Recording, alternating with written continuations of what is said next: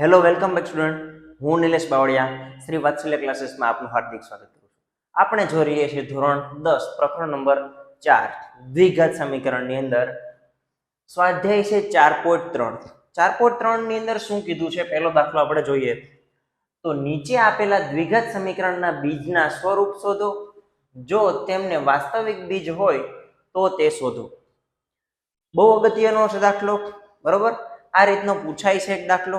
કઈ રીતે પૂછે, હવે કઈ રીતના દાખલો ગણવો તો ઇન્ટ્રોડક્શનના વિડીયોની અંદર મેં સમજાવ્યું છે, બરોબર, કે આને કઈ રીતના શોધી શકાય. હવે અહીં શું લખ્યું છે 2x ની 2 ઘાત માઇનસ 3x પ્લસ 5 બરાબર 0.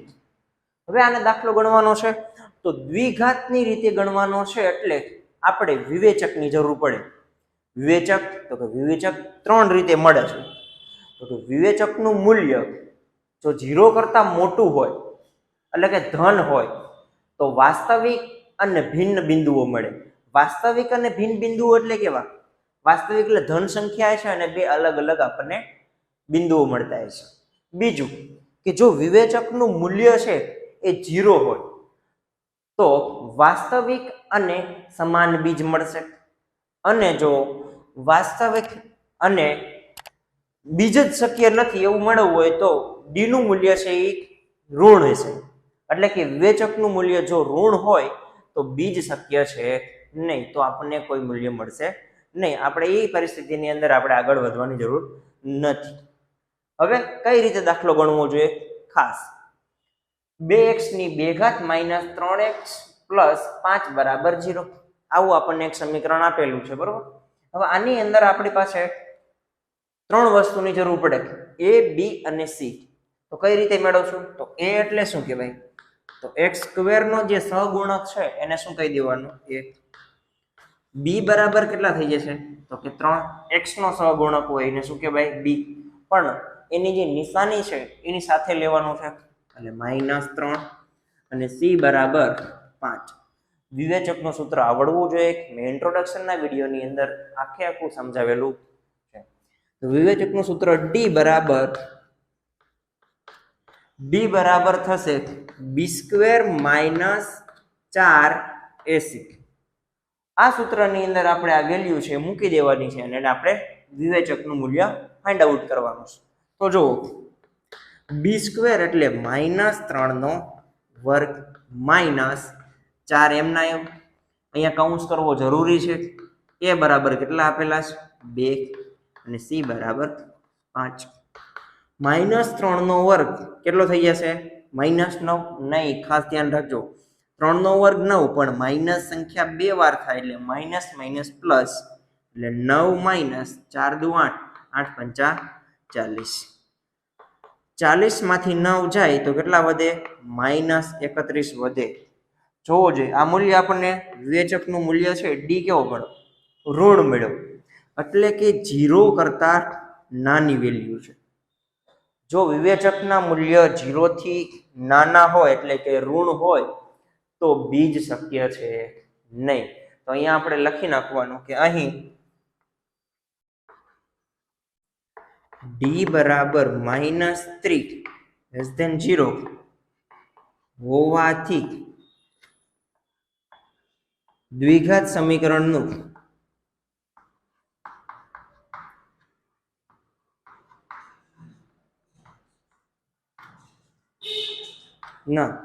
બીજ મળે નહીં. આવી રીતે આપણે દાખલા નંબર 1 ના 3 દાખલા કરવાના છે, બરોબર. કેટલું સરળ છે, સાવ ઈઝી છે. ચલો હવે જોઈએ બીજો સમ. દ્વિઘાત સમીકરણ આપણને આપેલું છે, ડાયરેક્ટ abc ની કિંમત મૂકી દે અને વિવેચકનું સૂત્ર. તો a બરાબર 3, b બરાબર નિશાની સાથે લેવાની 4 વર્ગમૂળમાં 3, વર્ગમૂળમાં 3 પણ આવશે, અને c બરાબર 4, બરોબર. વિવેચકનું સૂત્ર મૂકી દે તો d બરાબર b² માઇનસ 4ac. ચલો કિંમત મૂકી દે. b એટલે શું આપ્યું છે? પણ b ની કિંમત માઇનસ આપેલી છે, અહીંયા માઇનસ લખવાનું ભૂલાય નહીં, ખાસ ધ્યાન રાખજો. તો 4 વર્ગમૂળમાં 3 એનો વર્ગ માઇનસ 4 ગુણ્યા a એટલે 3 અને c એટલે 4 ગુણાકારનું છે 3 3 વસ્તુ. હવે અહીંયા જોવો જોઈએ તો વર્ગ બંનેને લાગશે -4 અને માઇનસ વર્ગમૂળમાં 3 ને બંનેને માઇનસ વર્ગમૂળમાં 4 સોરી -4 નો વર્ગ 16 થઈ જાય અને વર્ગમૂળમાં 3 નો વર્ગ જો વર્ગમૂળમાં 3 નો વર્ગ હોય તો વર્ગ હોય તો એનો સંખ્યા રહે પણ બંને વચ્ચે શું હોય શેનો સંબંધ હોય ગુણાકારનો હોય. એક સ્ટેપ હું વધારે લખું છું જો હું ડાયરેક્ટ પણ આ ગુણાકાર કરીને લખી શકતો હતો પણ અહીંયા એક સ્ટેપ વધારે જેથી તમને સરળતાથી સમજાઈ જાય. માઇનસ 4 તેરી 12 12 ચોક 48 ચલો 16 તેરી 48 માઇનસ 48 48 માંથી 48 જાય એટલે 0 અહીંયા આપણને ડી ની વેલ્યુ મળી ગઈ 0. હવે જો ડી વિવેચક 0 હોય તો આપણને કેવા બીજ મળશે તો કે જો વિવેચકનું મૂલ્ય 0 હોય તો વાસ્તવિક અને સમાન બીજ મળશે. આપણે એ બીજ શોધવા પડશે. આમ ડી બરાબર 0 હોવાથી દ્વિઘાત સમીકરણના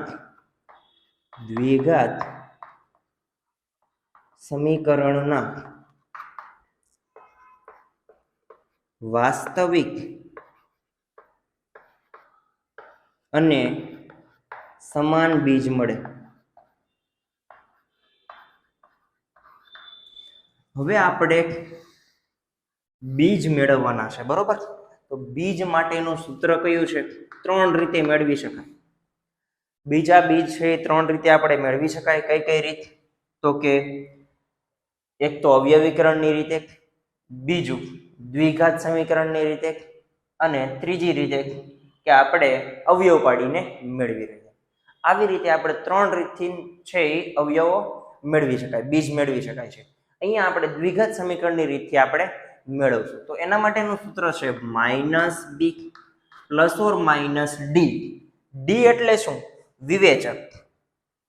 વિવેચક એટલે શું તો કે વર્ગમૂળમાં b² - 4ac. આ સૂત્ર છે છેદમાં 2a યાદ રાખવું બરોબર. આ દાખલાની અંદર આ સૂત્રનો ઉપયોગ થશે જો આપણને વિવેચકનું મૂલ્ય 0 મળતું હોય અથવા તો 0 કરતા મોટું મળતું હોય ત્યારે આપણે બીજ શોધવા માટે આ સૂત્રનો ઉપયોગ કરવો પડશે. હવે કિંમત મૂકતા જાય -b તો માઇનસ કિંમત શું આપેલી છે b ની કિંમત શું આપી છે માઇનસ કૌંસમાં -4 વર્ગમૂળમાં 3. ખાસ ધ્યાન રાખવી આ નિશાની છે એ સૂત્રની છે. આ છે એ b પણ માઇનસ આપણને આપેલો છે જેથી બંને સંખ્યા માઇનસ થઈ જશે. હવે plus or minus b² - 4ac આપણે મેળવી લીધું છે બરોબર. b² - 4ac કેટલું છે તો કેટલું મળ્યું આપણને 0. મૂકી દો 0. હવે છેદમાં 2a તો 2 ગુણ્યા a કેટલો છે જોવો જોઈએ 3.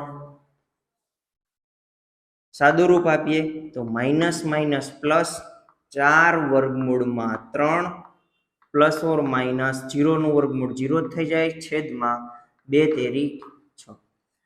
હવે શું તો કે બરાબર 4 વર્ગમૂળમાં 3 છેદમાં 6. અહીંયા પ્લસ ઓર માઇનસ છે કટ કરવા હોય તો થઈ શકે પરંતુ અહીંયા જો પ્લસ ઓર માઇનસ એટલે કટ કરી શકાય નહીં. જો ગુણાકારમાં હોય તો અહીંયા કટ થશે. પ્લસ ઓર માઇનસ 0 ની કઈ વેલ્યુ નથી એટલે પાછળથી મેં 0 હટાવી દીધા.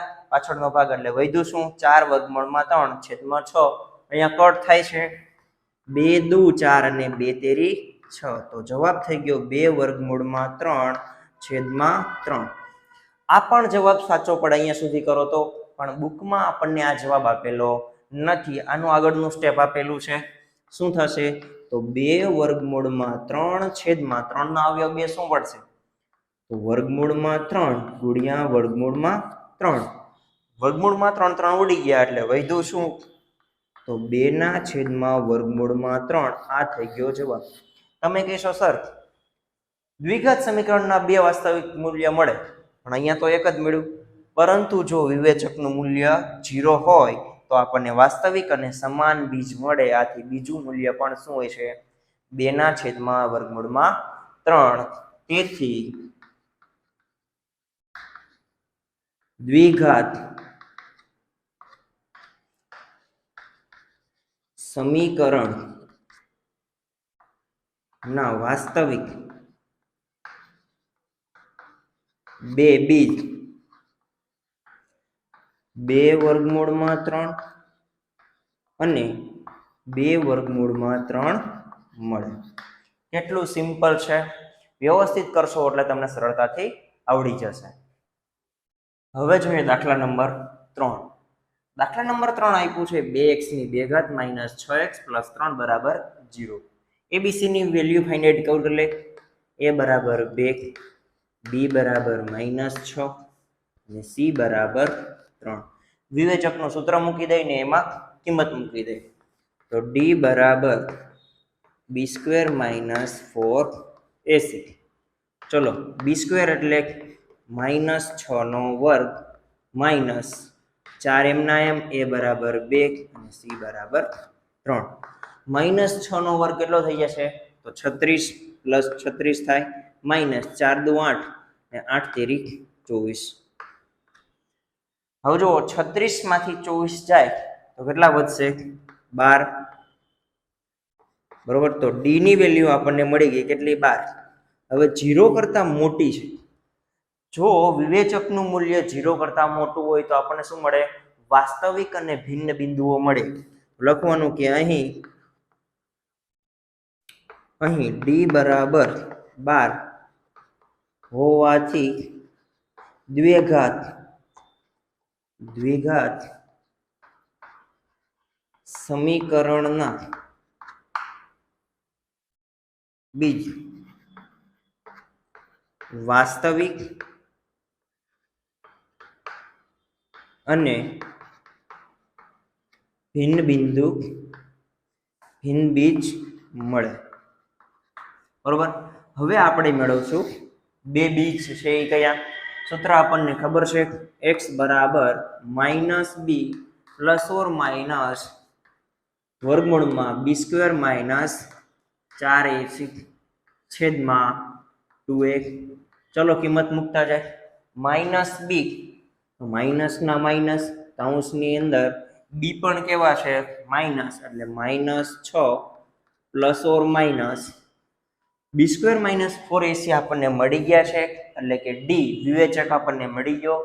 વર્ગમૂળની અંદર 12 છેદમાં 2 ગુણ્યા એ કેટલા છે? 2. મૂકી દીધો 2. સાદું રૂપ આપીએ તો માઇનસ માઇનસ શું થઈ જશે? પ્લસ, એટલે 6 પ્લસ ઓર માઇનસ વર્ગમૂળની અંદર 12 છેદમાં 2 દુ ને 4. હવે જોવો છો 6 ના અહીંયા 12 આપણને આપેલા છે. કેટલા આપેલા છે? વર્ગમૂળની અંદર 12. 12 નું વર્ગમૂળ ન નીકળે તો આપણે શું કરવું જોઈએ? તો આના અવયવ પડાય. 6 દુ ને 12. 6 ના અવયવ એને જ નીકળતા. 4 તેરી 12. 4 ના વર્ગમૂળ નીકળશે. 4 નું વર્ગમૂળ શું થઈ જાય? 2. તો અહીંયા 6 પ્લસ ઓર માઇનસ કૌંસની અંદર 4 તેરી 12 છેદમાં 4. હવે જો આનું વર્ગમૂળ આપણે કાઢી લઈશું તો શું થઈ જશે? 6 પ્લસ ઓર માઇનસ 2 કૌંસમાંથી બહાર નીકળી ગયા વર્ગમૂળમાંથી, એટલે અંદર શું વધ્યું? વર્ગમૂળમાં 3 છેદમાં 4. હવે ઉપરની જે સંખ્યા રહી 6 પ્લસ ઓર માઇનસ 2 વર્ગમૂળમાં 3, આ બંનેમાંથી કંઈક કોમન નીકળે છે. શું નીકળે છે? 2 કોમન નીકળે છે. એટલે કે 2 કૌંસની અંદર જો 2 કોમન નીકળી ગયા તો અહીં શું વધ્યું હોય? 3. 3 પ્લસ ઓર માઇનસ વધ્યું શું? 3, કારણ કે 2 નીકળી ગયા છેદમાં 4. અહીંયા છેદ ઉડી જાય છે. 2 દુ ને 4. હવે જો છેદ ઉડી ગયા એટલે શું વધ્યું?